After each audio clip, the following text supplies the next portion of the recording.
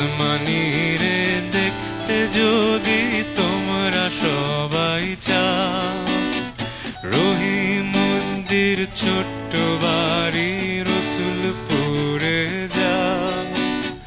বাড়ি তো নয় পাখির বাসা, বেন্না পাতার ছানি, একটুখানি বৃষ্টি হলে গড়িয়ে পড়ে পানি, একটুখানি হাওয়া দিলে ঘর নড়বড় করে।